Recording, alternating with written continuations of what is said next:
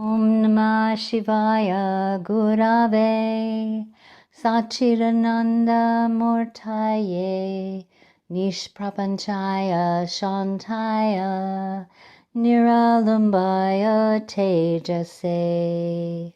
Hello, it's Roberta Reeves, and I'm the Gangsta Guru. And I am here today with a very old, probably lifetimes old friend, Skye Baloo, whom I met. Skye, I was thinking about the first time I met you. It was at the Chicks Connect. I don't know. Do you remember that event? Okay. How many years ago, honey? How many years ago?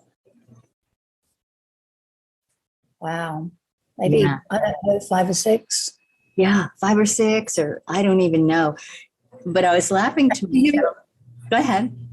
Do you remember the defining moment of how we met?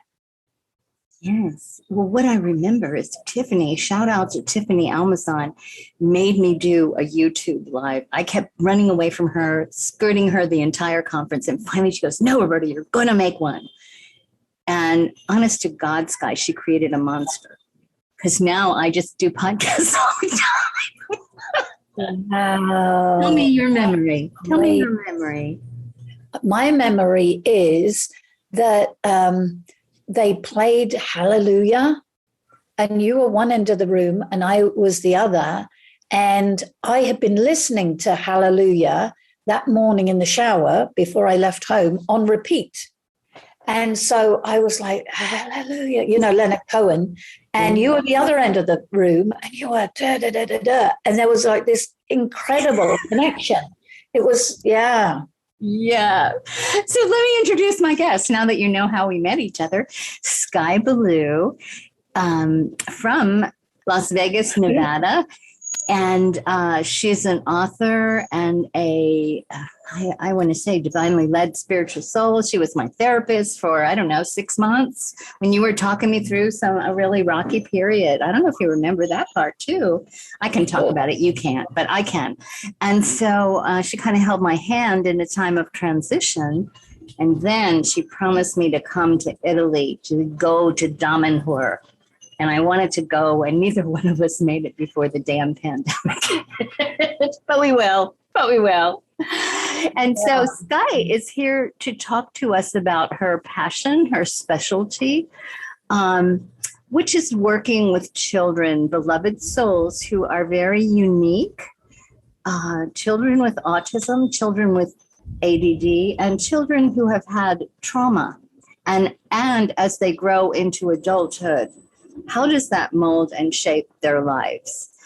Let me briefly say, as a counselor in a public school, I saw many of these children, and they are not a square block that can fit in a square hole. So needless to say, they would end up in my office a lot, crying. Because why? They don't fit. They don't fit. So I'm going to hand the baton to you, Skye, and let you launch on. I left all 4 questions on my desk, so I don't have them. So now you're right. Going to ask and answer the questions yourself. Okay. Well, you're right. I work with children with autism, children with attention deficit, and I work with adults who also maybe they're diagnosed Asperger's, autism, attention deficit. But what I see a lot of the time is in adults where there's been trauma in childhood, they will elicit those things. So for me, for example, they said, you have attention deficit disorder. And I don't like the word disorder, actually. No, it really brands you, doesn't it, in a negative way. Like you're not normal. You're just not normal. Sorry. Right.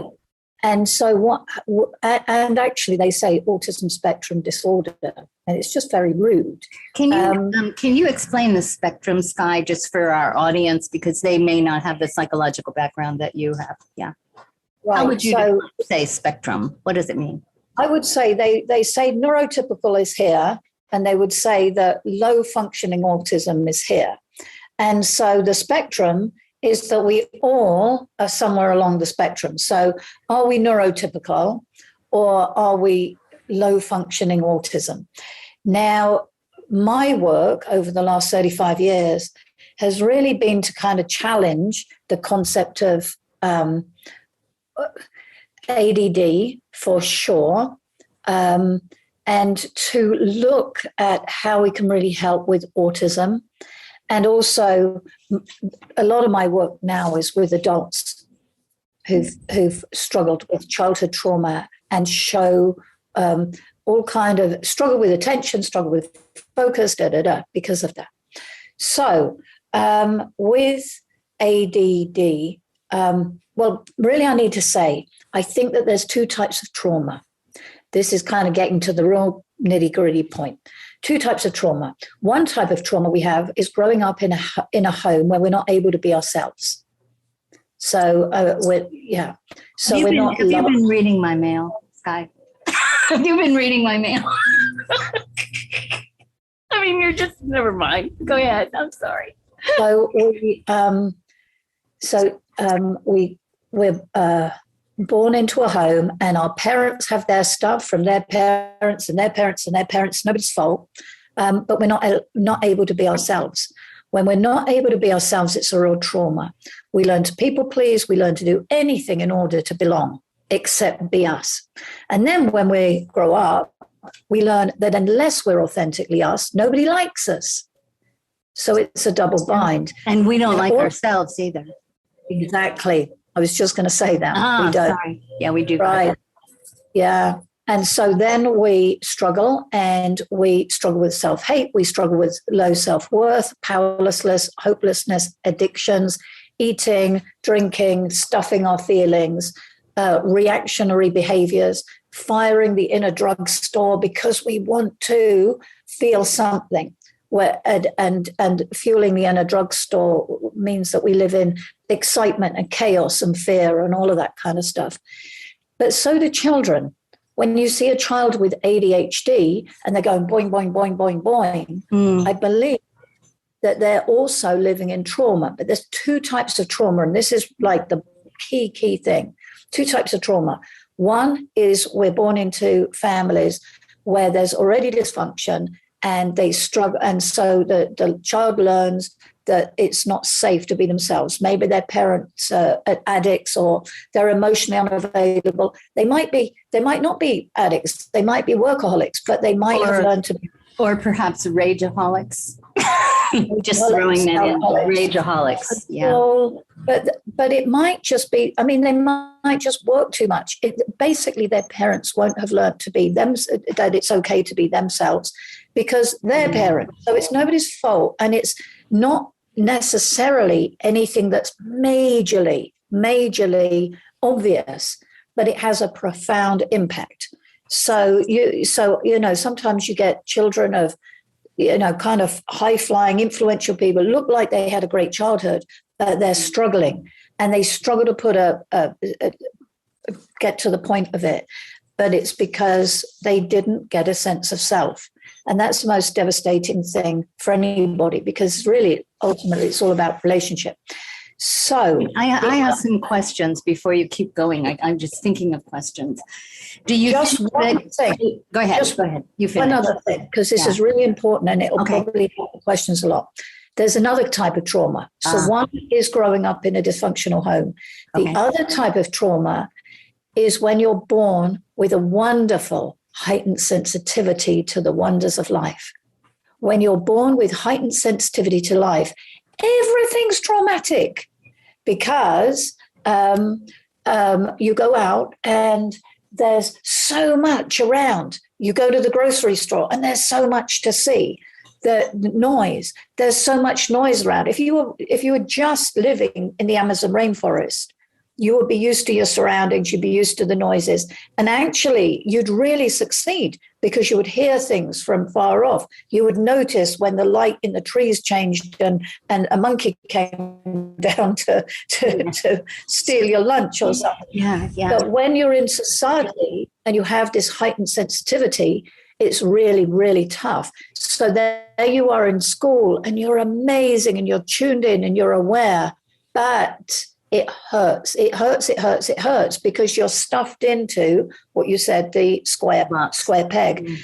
And the biggest thing I've noticed in my research is that people struggle when they have heightened sensitivity and when they have trauma. They're the two different types of trauma. It's traumatic being sensitive in this world, but it's wonderful. And both of, it's wonderful to have this heightened sensitivity awareness. And that's why calling it disorder is wrong. When you get the two of them together, as you so often do, because when you have this heightened sensitivity, and your parents are likely to have had it, and their parents, because it kind of goes through the generations, they will have struggled with their selves, and they will become emotionally unavailable to their selves. And so 9 times out of 10, when there's heightened sensitivity, there's also emotional unavailability in families. I was going to ask you, can you be doubly wounded? Can you have the heightened sensitivity and the parental trauma? You can have both. Yep. Yeah. And what I've noticed, and this is just the most incredible thing, I've worked with people who've had horrific trauma. They, locked in closets and horrible, horrible, horrible things. I've also worked with people with heightened sensitivity and not much trauma. And it's the heightened sensitivity that seems to do the most damage. Wow.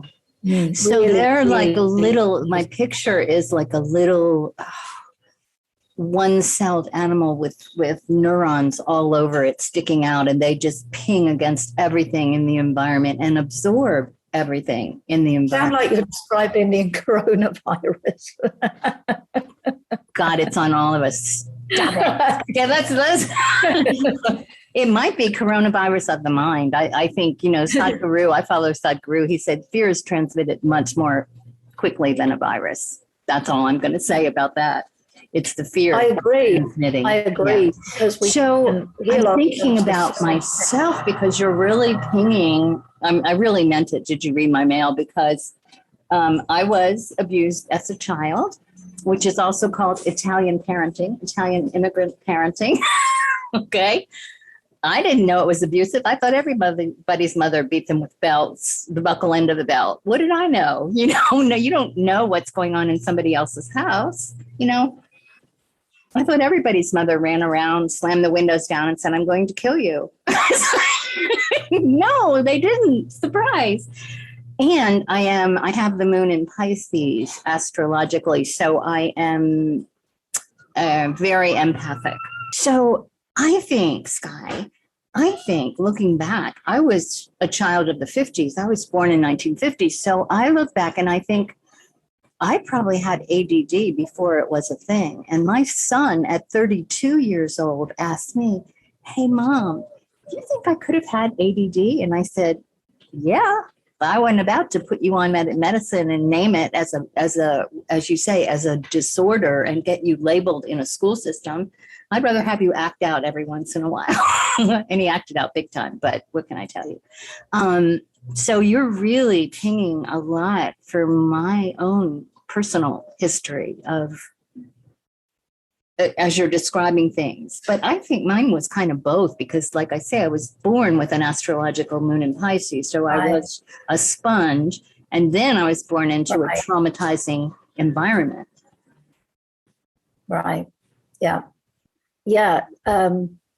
So empathic, and it's a struggle to be so empathic, that the solution to this is, first of all, to know. I mean, it took me 35 years to put it together, to recognize, hang on, this is a thing we need to know. And I wrote this formula, which is, I called it the ALIS formula. And really, it's a tree. And we've got the roots of the tree. So the solution is that we have to regulate. So the roots of the tree are where we ground and where we regulate. And it's non-negotiable for us sensitive peoples. And then the top of the tree is where we radiate. And that's also non-negotiable. We have to do what we're put on this earth to do. It's like we've got this coming through us so strongly that we need to root back to source, because it comes like a lightning bolt from source. Tell me more. The trauma. Right. So what happens is children have this trauma. So you get a beautiful child, and they've got this heightened sensitivity, this heightened awareness, and they're vilified for it. Yeah. Chances are at home, they're also vilified.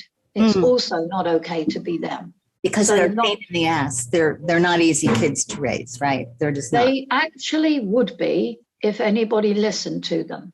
Because the boing, boing, boing, and the reactionary and the anger and what they say, if you look just a tiny bit behind that, you'll see that they're these incredible, beautiful souls.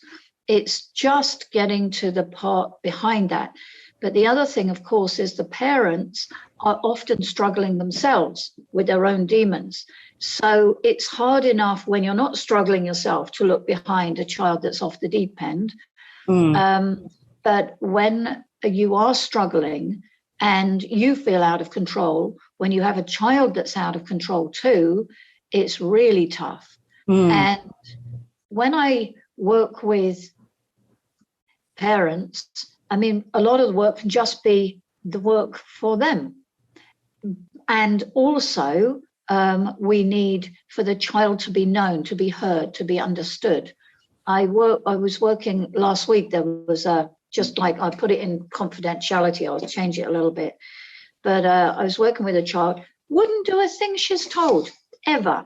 Never does a thing she's told. That must be fun as a parent. Right. But they'll say, look, Skye, you know, you're all kinds of nice, but she won't do a thing she's told. But we're not looking at that. We're looking at why won't she? And she won't, because she doesn't feel respected. And she doesn't feel known, and she doesn't feel heard. So that's her way of asserting her self-identity. It's like, I'm not you. You can't own me. You don't own me. Right. Yeah. But there's more, actually. She has a tremendous sadness, tremendous pain. And this is most children. They'll react, they'll be angry, or they'll go and they'll be quiet and they'll shut down. But there's tremendous pain. There's they desperately want to be known, to be heard, to be loved for who they are. But it doesn't happen because they're showing these other behaviors. And if anybody goes near them, they'll like, screw you, get away, and push and throw stuff, or they'll withdraw and they won't communicate. So What it's age, very hard. What age are you talking of this particular incident, this particular case? The whole way through. Wow. The whole way through. I mean, in general terms, the whole way through. You'll see it. Any child who doesn't feel that they're known, heard, understood, they show these reactionary behaviors, whether they are whether they withdraw, chronically people please, rebel, yell, shout, scream. Mostly when a child is going boing, boing, boing, boing, boing, they hate it. Everybody says, oh, you're driving me nuts. Please, will you stop? The child doesn't want to go constantly boing, boing, boing, any more than an adult wants to live in a world where they can't focus. It's horrific. And what actually happens, like biologically, is when we have overwhelm or fear or hypervigilance. So we have overwhelm because we're born with this heightened sensitivity, or we have hypervigilance because of the things that are happening at home. Both of those things, we're out of control. We're looking, there's a million things, and the prefrontal cortex is overwhelmed and it shuts down. The prefrontal cortex on the right-hand side. Which that's is responsible for, okay, tell everybody what it is. So that's the part of the brain that's responsible for focus and attention. And so these poor children who are brilliant, they're aware, they're attuned, they're fabulous children who know what's going on, but their voices aren't heard. They're not able to trust. There's the 3 golden rules: don't talk, don't trust, don't feel. And that's for the children, and that's for children as we grow into adults. And so they're these beautiful children, and then they're saving their own lives. There's no disorder here. It's really good They're saving their own lives. And the nervous movement is the body's natural response. But it's horrible for people to live with. It's horrible for children to live with. And painful. And then they're told there's something wrong with them. Yeah. There's something wrong. And then the doctors medicate them. How cool is that? Right. How brilliant is that? Right. And so, but then here's the biggie. So then they grow up and they become adults. And when they become adults, somebody comes along and says, you know what? You choose to be that way, or suck it up, buttercup. Yeah. And just get over it. This stuff happened to you years ago, but it doesn't just happen to us years ago. We repeat it. We repeat it in everything we do, everything we choose, everything we are, until the pain is addressed. And believe me, I if there was another way, I would have chosen the other way. I'm not somebody who wants to wallow or mellow. I wants to wallow in this like self-pity land. I just wanted to go on and live my life and be happy and successful. Well, this is how I understand it, that you keep setting up the stage with the players and the scenario so you can write a different ending. And if it keeps ending the same, you'll set the stage again and it cannot fail to end the same, because we choose the people who will abandon us. Yes, we bring our attitude, and it can be very slight, to the workplace. And so we get it's repeat patterns, and most people repeat the same patterns till they die, which is why Henry David Thoreau said, the mass of men lead lives of quiet desperation and go to their grave with a song still in them. I never heard that part about the song still in them. They never sang because they never found their voice. Oh, right. And they never danced because they never found. And so we're besieged by this trauma. And so we are born, we have this. And it's always down to relationship, really. It's down to not being known. Relationship is the big part of it. But then we don't know ourselves. We then learn to abandon ourselves. We abuse ourselves. We neglect ourselves. We hate ourselves. We feel worthless. We feel powerless. And we go through our lives and we run from us as fast as we can, whether it's through social media, whether it's through adrenaline, whether it's through control, workaholism, addiction. We stuff our feelings with food, with drink, with drugs, all of it. Trying to fill that hole. We're trying to fill a hole. Yeah. And relationships is the big one too. You know, we look for people who to heal us, and they can't, because we will find the only people that excite us are the people who are going to push us away. Or we will find people and we'll push them away. So we basically become our parents. Even though it's pattern recognition again and again. Like you just choose different characters to act out the drama. And the way through is to, and I didn't believe this. I absolutely didn't believe this was the way through. I became a psychotherapist, spent 5 years in the mountains, like studying all the motivational stuff, spent 35 years like researching. This was the last place I looked. And it's in barely any of the books, because nobody wants to do it. But we have to face that initial pain. We have to go back and we have to say, oh, this happened. This was real. You were terrified, and you are still terrified. And until you address this, like with your mum, rageaholic, the window's crashing and I'm going to kill you, until that's addressed, until that child in you is heard, it doesn't go away. Buttercup does not suck it up. Nothing changes. Nothing changes.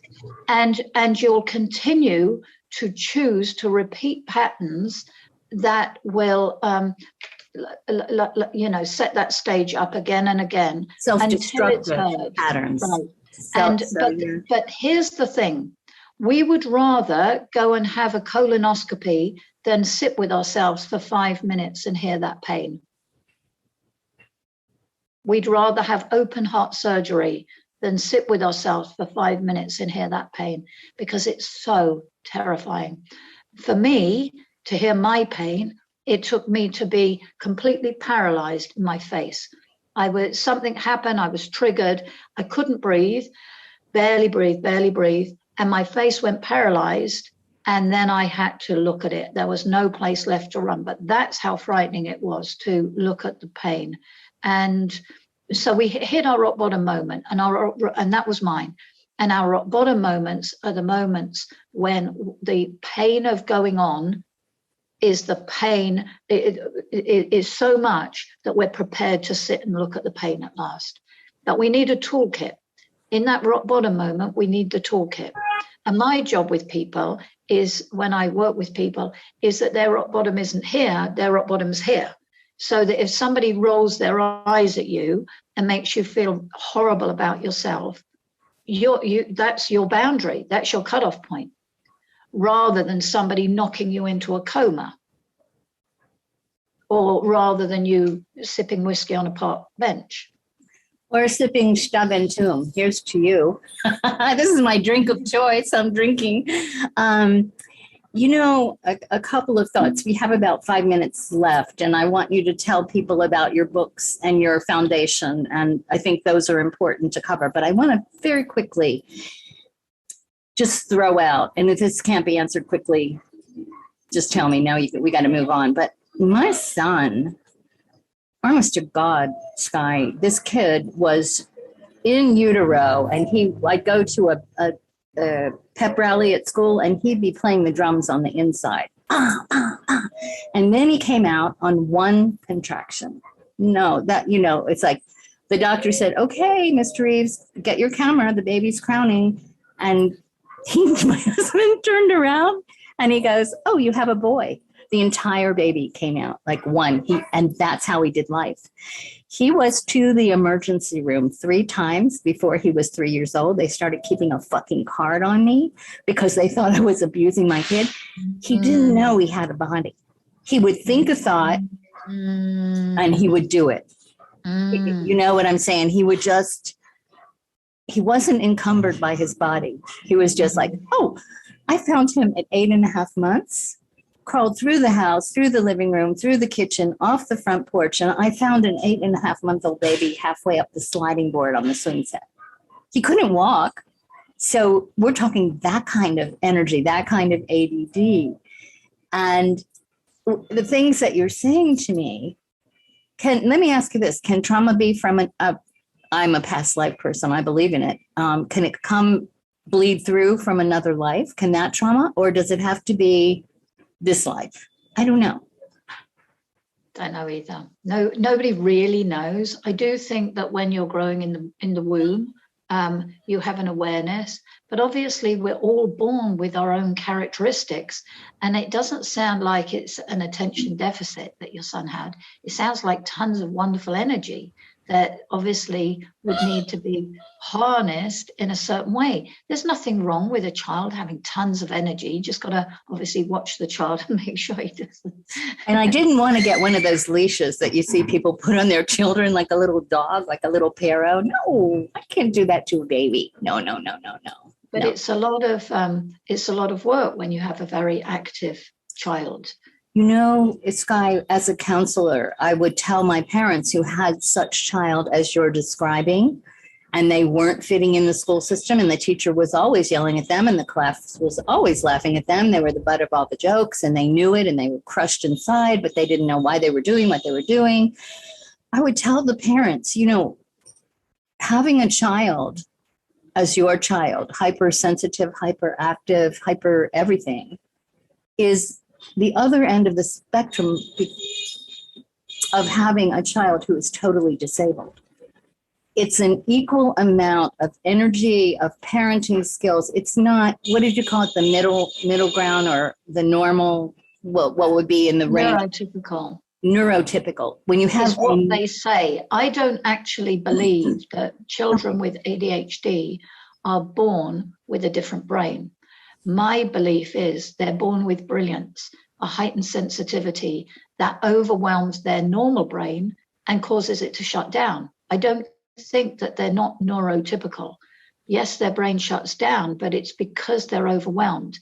And when I was describing the tree, it's about regulating in the roots, finding the passion, and then unblocking the trauma, the two types of trauma that run up the trunk of the tree. So when you're able to do all of those things, then it calms the person down. So when I work with children, that's my job. And actually, when I work with adults, we also go back, we figure out and we help people be able to calm it down.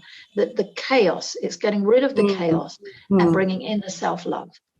So I'm thinking about it two ways. I'm thinking about it from my paradigm as yoga. The Ha, the sun part of the personality, and the Ta, the moon part, the buried part of the personality, have got to be brought into communion. Okay, I'm also thinking about it from a Jungian point of view, where you have a shadow. Okay, you have a big trauma, if you will, whatever in your shadow, you're not conscious of it, but you call it fate, and the shadow is directing your behavior, and you don't even know it. Unresolved issues, like you're saying, they don't even know what happened to them, but you have to bring that into communion with your consciousness. You have to unblock that pathway. You have to unblock, and that's what yoga actually does for me, and it balances the hemispheres of the brain, period. That's what it does. So tell us about your books. Tell us about your foundations. I know you have big projects and big goings on. So share everything about that. So I've written a couple of books already, The Journey to Abundance and The Life-Changing Journal. But the book that I'm working on now is called When Pain Grows Up, and the subtitle, Understanding Childhood Trauma and Igniting Your Inner Firecracker. So I'm working on your inner firecracker. I'm sorry, that's great. Yeah. And I'm going to be running trauma courses and bringing people together so that there's a tribe. And I'm going to be running those courses in the new year. Online, can people sign up here? Like if I put it in a link, or is it in person? So what I'm doing basically, I'm going to meet with anybody that's interested to join the course. If they email me or call me, then we'll talk, because I need to make sure it's the right fit for whoever. And also, it's nice, it's very important that I know everybody. And we've got a bit of a wait list already. It's like, oh, okay, so it's not open, but maybe next session you're going to do this repeatedly, or just one? Yeah, I'm the one that starts the beginning of January is filled up, but I'm going to run some more. So probably April. I might run one in February. So, but there'll be 3 months. So we'll be able to deconstruct, because working one-on-one is really helpful, because we need specifically to know our stuff. But what's really important is being part of a tribe.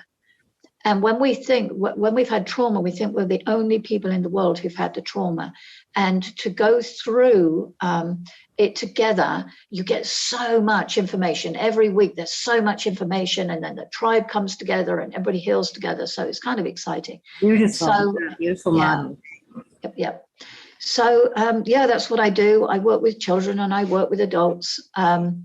And particularly adults who struggle with, the past, snapping at their heels every day and showing in anxiety and depression and addictions and da-da-da-da-da. Yeah.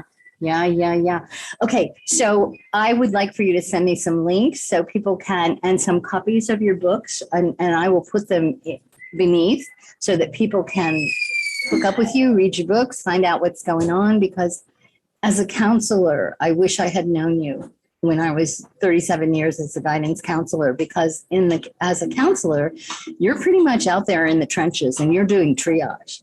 You don't have a therapist there in the trench with you. You're just dealing with the kid, dealing with the parent.